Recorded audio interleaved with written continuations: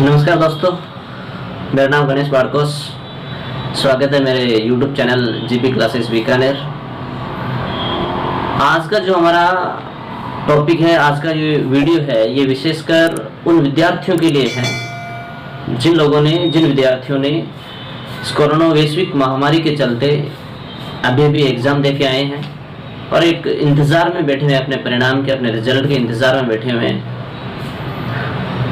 अक्सर हम लोग देखते हैं कि बहुत ज़्यादा समस्या पैदा होती है, बहुत ज़्यादा असमंजस की स्थिति पैदा होती है उन विद्यार्थियों के लिए, लगभग सारे विद्यार्थियों के लिए होती है कि 10वीं के बाद में हमें किस क्षेत्र में जाना है, 10वीं के बाद में हमें किस फील्ड में जाना है। क्या हम कॉमर्स लें, क्या हम आर्ट्स लें, क्या हम साइंस लें, क्या हम नंबर के अकॉर्डिंग, नंबर के आधार पर हम डिसाइड करते हैं कि हमें साइंस लेना है, नंबर के आधार पर हम डिसाइड करते हैं कि हमें आर्ट्स लेना है, नंबर के आधार पर हम डिसाइड करते हैं हमें कॉमर्स लेना है। तो इन सारी बातों के बारे में अपन इस वीडियो में चर्चा करने वाले हैं।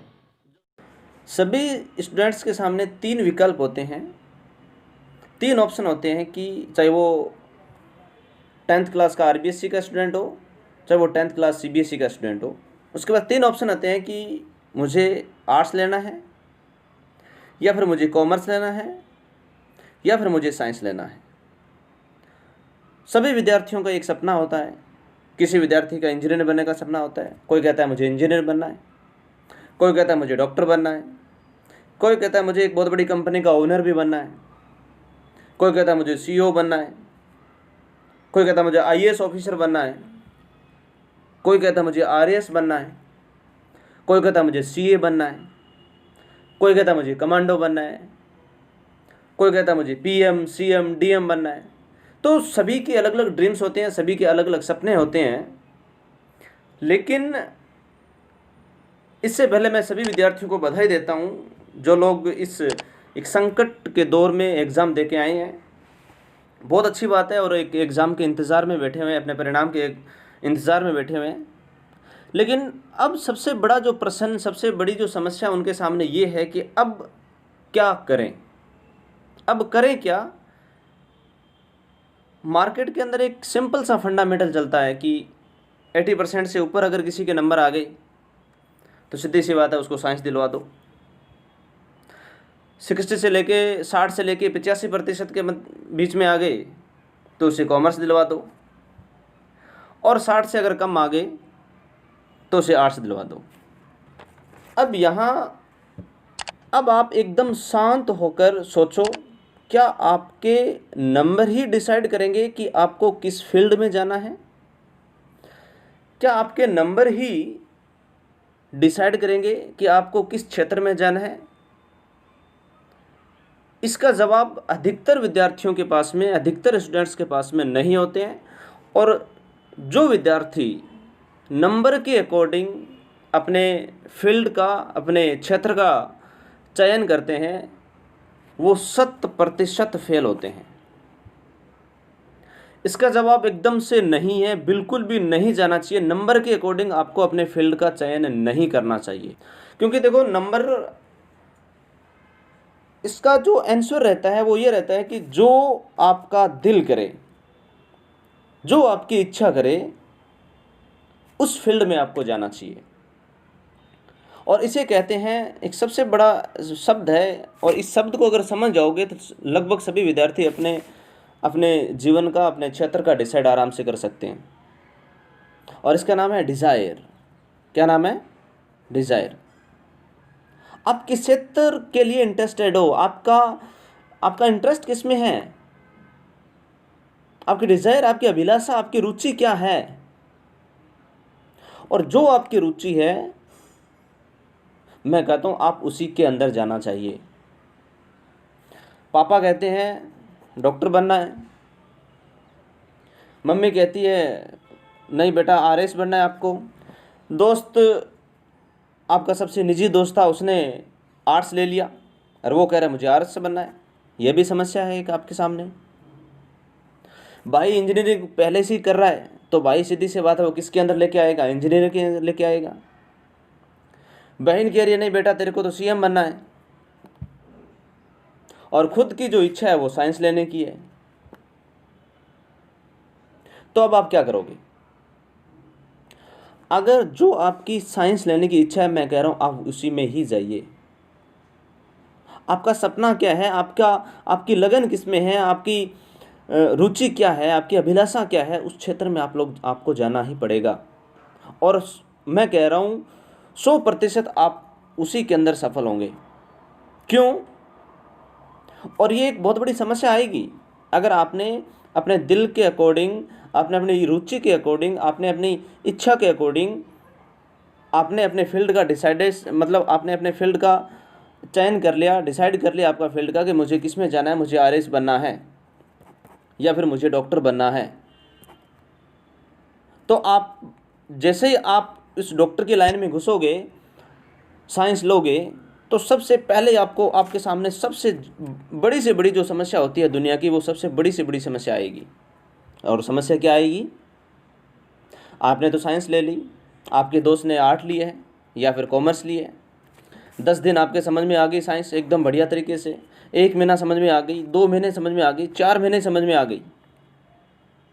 एक दिन ऐसे आया, 2 दिन ऐसे आए, 5 दिन ऐसे आए जो आपको बिल्कुल भी समझ में नहीं आई। और उन दौरान, उन 5 दिनों के अंदर आपका दोस्त आपके पास में लौट के आ गया। वो कह रहा है यार मेरे तो कॉमर्स बहुत अच्छी है, मुझे मज़ा आ रहा है कॉमर्स पढ़ने में। आप कह रहे हो मेरे पास तो बहुत बड़ी समस्या है, मेरे तो समझ में नहीं आ रहा। पहले 6 महीने तो समझ में आया, लेकिन अब ये लगातार समझ में नहीं आ रहा। अब आप क्या करोगे? अब आपका मन है, आपका मस्तिष्क है, आपका मन है, आपकी आत्मा है, वो आपकी विचलित होगी, डगमगाएगी। ये आपकी परीक्षा होती है, ये भगवान आपकी परीक्षा ले रहा है। ये आपके सामने एक बहुत बड़ी समस्या है, एक चुनौती है। और ये चुनौती उसी के सामने आती है जो सफलता के मार्ग की ओर बढ़ रहा है। जो विद्यार्थी सफलता के मार्ग की ओर चल रहा है, उसके सामने अवश्य समस्या आएगी। और उस समस्या का अगर आपने सामना कर लिया, तो आपको अपने सफलता के मार्ग से कोई भी भटका नहीं सकता, और सफलता पाने में कोई रोक नहीं सकता। आप अवश्य ही क्या कर लोगे, एक दिन सफलता पा लोगे। लेकिन आपको उस सफलता के मार्ग के अंदर जो आपकी अड़चन आ रही है, जो उस मार्ग के अंदर कांटे आ रहे हैं, जो उस मार्ग के अंदर समस्याएं, चुनौतियाँ आ रही, उस चुनौतियों को आपका सामना करना पड़ेगा, आपको सामना करना ही पड़ेगा। दोस्त कहेगा कि तुझे आर्ट लेना था, आपका मन भी कर रहा है आर्ट लेने का। अगर उस समय आप लोग विचलित हो गए, इसका मतलब आप लोग फेल हो, साफ सी बात है। और उस चुनौती का अगर आपने सामना कर लिया, इसका मतलब है आप क्या हो, 100% पास हो। और आपने अपने फील्ड का चयन किया है, आपने मान लिया कि आपने कॉमर्स ली है या फिर आपने साइंस ली है या फिर आपने आर्ट ली है। अगर आप लोग उसका परिणाम अगर 10 दिन में देखोगे तो नहीं मिलेगा आपको। जो आपने उस फील्ड का, जिस फील्ड का आपने चयन किया है, उस फील्ड का आपको जो परिणाम, आपको जो रिजल्ट है, वो आपको कम से कम 10 वर्षों के बाद मिलेगा। कितने वर्षों बाद? 10 वर्षों बाद। और 10 वर्ष बाद आपको आपके जो सही रास्ते का, आपके सही मार्ग का आपको सही एहसास होगा। तब तक आपको वो रास्ता हमेशा गलत लगेगा, लेकिन आपको गलत उसमें समझना नहीं है उसको। आपको लगेगा कि ये गलत है, लगेगा क्योंकि आपके सामने क्या आ रही है, समस्याएं आ रही है। आप समस्याओं का सामना करते जा रहे हो और करते जा रहे हो। उस समय आपको एक सा लगेगा कि बिल्कुल ये गलत मार्ग ले लिया, लेकिन नहीं, वो मार्ग आपके लिए एकदम सही है। और 10 वर्षों के बाद में जब आपका परिणाम आएगा, पहले इच्छा भी मत करना कि मेरा परिणाम 6 महीने में आ जाए। मैंने साइंस ली है, मुझे साइंस जो ली है उसका मुझे जो हक है, उसका जो मेहनताना है, मुझे मिल गया 10 दिनों में। नहीं मिलेगा, 10 वर्षों तक नहीं मिलेगा। 10 वर्षों में जब मिलेगा, तब आपकी ज़िंदगी में एक नया चांद उभर कर आएगा। तो विशेषतः आप लोग ध्यान रखोगे, यहाँ पे जो निष्कर्ष रूप से निकल रहा है वो यही निकल रहा है कि आपकी इच्छा, आपकी रुचि किस क्षेत्र में है। इस वीडियो का जो निष्कर्ष यही निकल रहा है कि आपकी रुचि, आपकी अभिलाषा, आपकी डिजायर क्या है। आप किसमें, आपका मन सबसे ज़्यादा कौन से में लगता है, किसमें, साइंस में लगता है, आपका कॉमर्स में लगता है या आपका आर्ट्स में लगता है। आप डॉक्टर बनने का सपना आपका कौन सा है, आप अपने सपने के अकॉर्डिंग जाएं, तब जाके आप लोग क्या होंगे, सफल होंगे। तो सभी विद्यार्थियों से मेरे निवेदन है कि आप लोग एकदम सोच समझ कर क्या करें, अपने सही मार्ग का चयन करें, चाहे आप कॉमर्स लो, चाहे आप आर्ट्स लो, चाहे आप साइंस लो। और ये वीडियो आपको अगर अच्छा लगे तो शेयर भी करना, सब्सक्राइब करना मेरे यूट्यूब चैनल को, और लाइक भी करना। Best of luck.